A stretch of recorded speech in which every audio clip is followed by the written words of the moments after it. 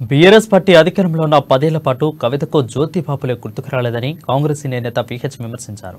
కేసీఆర్ ఎప్పుడైనా మహాత్మా జ్యోతిరాపులే గుర్తించి ఆలోచన చేయలేదని ఆయన అన్నారు. అయితే కేసీఆర్ ఎందుకు కులగణన ఎందుకు చేయలేదో తెలపాలని ఆయన డిమాండ్ చేశారు. గాంధీభవన్లో ఆయన మాట్లాడుతూ ఐఐటీ, ఐఐఎంలలో రిజర్వేషన్ వచ్చింది కాంగ్రెస్ పార్టీతోనే అని స్పష్టం చేశారు.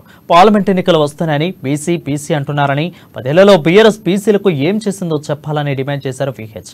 మాజీ పీసీసీ అధ్యక్షులు నర్సారెడ్డి మృతి పట్ల కాంగ్రెస్ సీనియర్ నేత విహెచ్ దిగ్భ్రాంతి వ్యక్తం చేశారు. ఆయన ఆలోచనలు ఆదర్శంగా యువతను తీసుకోవాలని విహెచ్ సూచించారు. ఆలోచన రాలేదు, ఆయన పేరు పెట్టాలని కూడా ఆలోచన లేదు. 10 ఏళ్లలో ఎప్పుడైనా మీరు ఆలోచన చేసిండ్రా?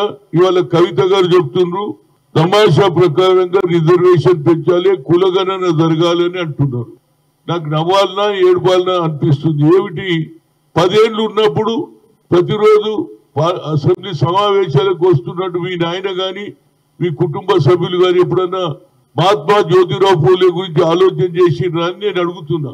అదే విధంగా మహాత్మా జ్యోతిరావు పూలే ఆడిటోరియం కట్టియాలని ఎన్నోసార్లు రిప్రజెంట్ చేశాను. ఆయన కూడా అంబర్పేటలో ఉన్నటువంటి మహాత్మా జ్యోతిరావు స్టాచ్యూకు అప్పుడు ఇనాగ్రేషన్ చేసిన దానికి ఆయన జన్మదినం రోజు వచ్చి పూలదండ వేశాడు, ఆయనకు నివాళులు అర్పించారు. కానీ అప్పుడెందుకు జ్ఞాపకం రాలే ఇవాళ? అదేవిధంగా క్యాస్ట్ వైజ్ సెన్సస్ చేస్తాని ఎవరు మీ నాయన కూడా